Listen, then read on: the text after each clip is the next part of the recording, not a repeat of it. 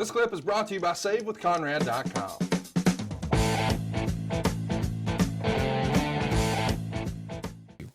So let's jump to some fan questions. There's no way we'll get to them all, but we do want to hit a few here.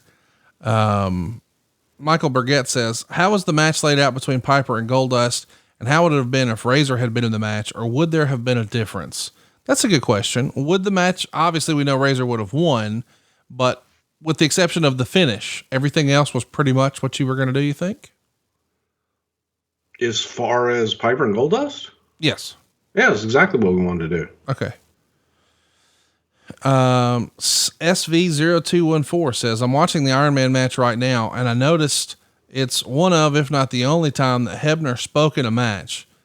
Was it his accent and pronouncing it wrestling that kept this from happening more often? Feels like that would have been a sore spot for Vince.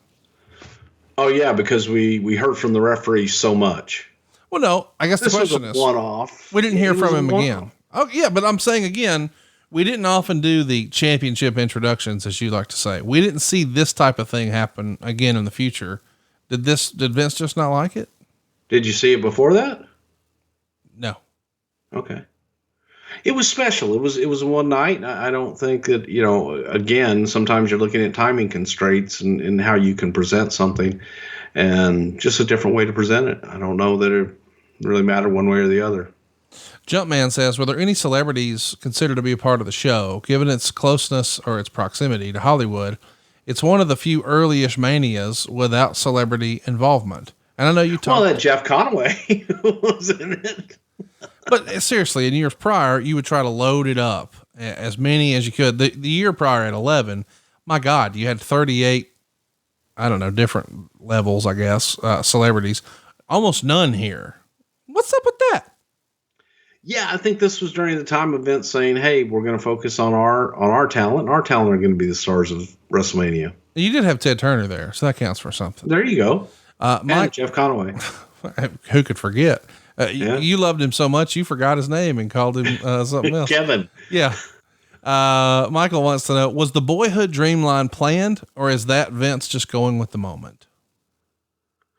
That's a shoot. I mean, it was a boyhood dream with Shawn Michaels. That's what he always dreamed of his whole life. I guess the idea is it's become such an iconic call. The boyhood dream has come true, that over the years, you wonder, do different commentators sort of have a closing or a go home or a signature line in mind?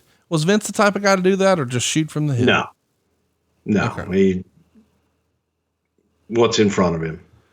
Feel. Chris wants to know, how closely were Vince and yourself keeping an eye on Austin around this time? Austin has said that he didn't feel like at this time he was even very visible. It was almost like Vince's attitude was, he didn't want to be the ringmaster. Fuck it. Let him try something else. I don't care. I think Steve could have gotten that feeling from Vince, and I wouldn't surprise me at all that that Steve had that feeling about Vince. However, there were plenty of us that saw the potential in Steve Austin and thought, this guy's going to be huge. He's just got to have the platform. By the way, I guess we should plug it. There's a whole special coming up on A&E talking about the rise of Stone Cold Steve Austin, his incredible run. I think those start April 18th. Is that right? On A&E? Something like that. Yeah. So check your local listings. Just watch the ones that I'm in. Well, you're in that one. I saw a preview for it and it's badass. I mean, I'm like ready for it. Do I look good? Well, no, you look like you, but you said a lot of great stuff. Oh, okay. We'll do two last ones, then we'll wrap things up. Rajiv wants to know, did you like having the show logo on the mat or a clean mat with nothing on it? I like a clean mat with nothing on it. Man, I love the logo there. I hate it. Cool. It's too noisy. Takes away from the match. This is the first year I remember you guys cutting up the canvas and selling pieces of it framed with Shawn Michaels. Were you working with a different merchandise company that pitched that, and that's the reason you did the logo mat? Because you would do that for years after. That was the Barry Dudinsky first thing that we ever did, where it was, from an event. I got you. It feels like a Home Shopping Network type tie-in. Yes. Yeah. Okay. Now the real question everybody wants to know. We got to talk about the entrance. Shawn Michaels has one of the most famous entrances in wrestling history, and we've all seen it. But the real story is Vince did it the day before, I think.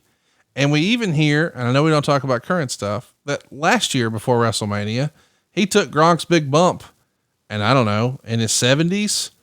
Vince is a fucking crazy person. What can you tell us? He is. What can you tell us about him taking the zip line ride here? Whose idea that was? Who tried to talk him out of it? Any of that stuff?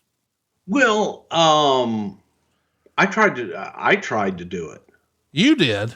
Oh yeah, I was up there with Vince and Shawn when Vince did it, and thank God I didn't do it. No shit. The crazy thing about it was they got Vince all harnessed up, and when Vince went, what no one accounted for was he was damn near in line for the lighting trusses. Oh. And man, I'm sitting up there because Vince like kicked away, and I'm thinking, motherfuckers, didn't anybody like consider this before he like got on this and his weight brought everything down and all this shit? Shouldn't a stuntman have done this first to show Vince wants to do it first? Great. Wait, he did it before a stuntman did it. There was no stuntman to do it. Vince just wanted to do it. Make sure it was safe. Put it on me. Because the guy assured him, he goes, oh yeah, he goes, we do this, with the guy all the time at whatever games. And it's like, okay, I'm going to do it before Shawn does it. And I wanted to do it. I was like, okay, well, I'm going to go second or third. And then I saw him do it, and I was up there on the perch. I was up there where they drop off. And I'm terrified of heights. Yeah. Which is kind of why I wanted to do it. Well, and you could have gotten out of getting married. It's double. And I'm very happy I got married. Yeah. 25 blissful years. Except for the razors. Except for the razors this morning, yes. Yeah. Yeah.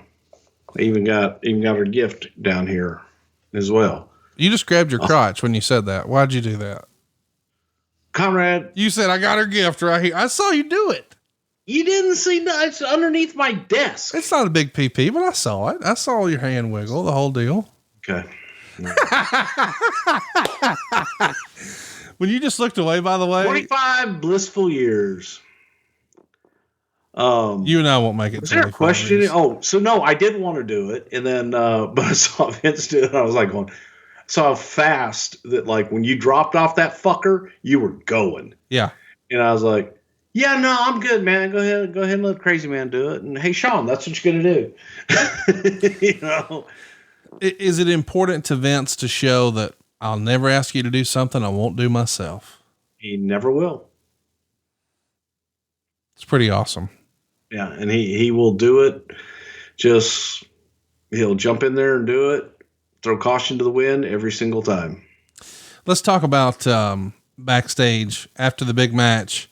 We've seen footage that Bret raced backstage, jumped in a car, and took off. That was just for the camera shot. He came right back to the building and showered and all that jazz, right? Or was he gone? No, he left.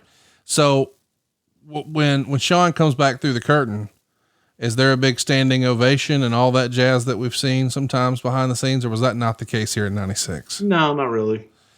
Were WrestleMania after parties a thing here in 96? And if so, what do you remember? Because this would have gone off the air early by California time. So you could have still had some nightlife. Yeah. I don't even remember nothing that stands out. Well, you were probably busy worried about getting married, but I just didn't know if you remembered anything. Not really. else. It was pretty easy. I do, she do, we do. Let's go party. Okay. So no follow-up from WrestleMania 12 as far as after that night or anything?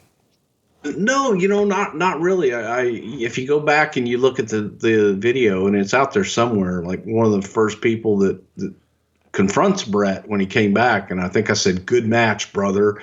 Vince busted my balls about that for years. Good match, brother. What the fuck?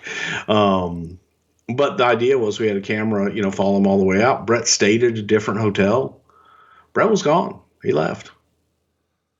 That was Bret's idea. You've told us before, like, after WrestleMania 6, there was a limo ride and everybody's just kind of quiet because it was such a big moment.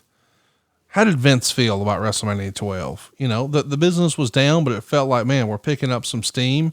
And there was no limo in WrestleMania 6. That was in the Skydome, right? Yeah. That was an elevator ride. Okay. I know, limo. All right. Well, fuck. Meltzer Jesus wrote Christ. that. Give me some fucking context here. Okay. Tell me if Vince was happy with the goddamn show, and then we'll get out of here. I think Vince was ecstatic with the show. Okay. I think he was very happy with it and thought that, we crowned a new guy and was happy with the direction. Was Shawn relieved it finally happened? Because it feels like he had to be in a bit of a pressure cooker, given all the context of all that he had been through in his real life, all the stuff with the Marines, and he had been all over the place emotionally. I mean, he quit the promotion and got talked back into coming in, and there's been a mess for Shawn at times. And now he's been validated. He wanted to be the best in the world, and he was. Or did it feel like, okay, now the work begins? Not like this is a destination, but now I know the work starts now. It was a combination of having the entire weight of the world taken off your shoulders. And then when you came around the corner, here's the rest of the universe. I love that. That's exactly what I was hoping you would say. Well, up next is WrestleMania 22. Before we run down the card, anything else you want to mention to us about WrestleMania 12? I know you said it was a thumbs up. You're getting married. We've beat it up pretty long for him for a couple hours here. Anything else you want to mention about WrestleMania 12? I thought it was great. Again, when you go back and you look at it for the time, it delivered a great show and was, I thought it was good. I thought it was damn good for the time. In hindsight, do you wish you would have found a spot for Razor on there somewhere? Would love to have. Wasn't my call.